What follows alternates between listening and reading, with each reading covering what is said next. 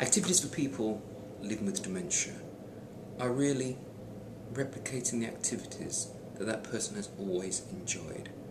I always say person first, dementia second. And so what does person first mean? It means you put that individual who's living with dementia to the forefront of your thinking. Somebody who's never ever enjoyed watching television, going to bingo and doing crosswords, doesn't develop a passion for doing any of those now they've been diagnosed with dementia. So in many ways it's about knowing who that person is and then giving them what they've always enjoyed to do.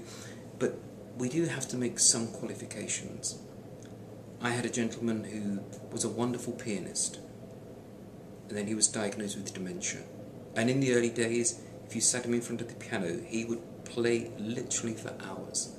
But as his dementia worsened, he realised that he couldn't play the piano as he once did, and actually got very frustrated if he was sat with the piano. And so as a consequence, the judgment then was, it's time to stop and think how else somebody may gain some benefit from everyday activity.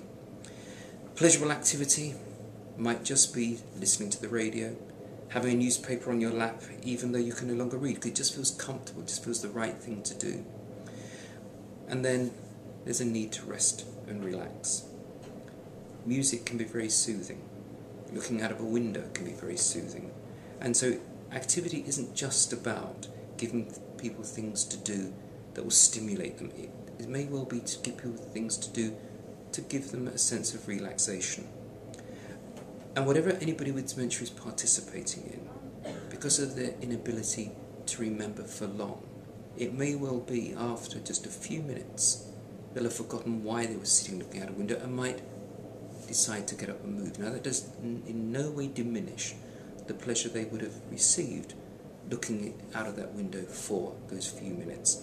Because just because somebody can't remember that 5 minutes previously they were content or happy, in no ways does that diminish the feelings that were experienced at the time.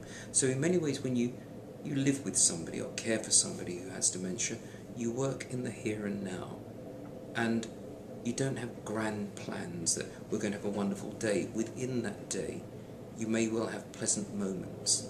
And I think it's always best that you don't inflict upon yourself what is referred to as the tyranny of the should, which is somebody must, or somebody has to, or got to, or should. It's all about, I would like that person to enjoy themselves. I'd like it if today we could do this, but it must never be a pressure, because those words of must and got and have to can really cause stress and strain.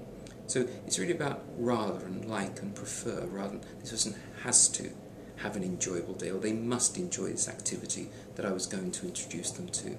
So it's about shaping activity around who the person is, maybe giving people opportunity for pleasure in bite-sized pieces, and also remembering that activity isn't just about stimulation, it must also be about relaxation and rest as well.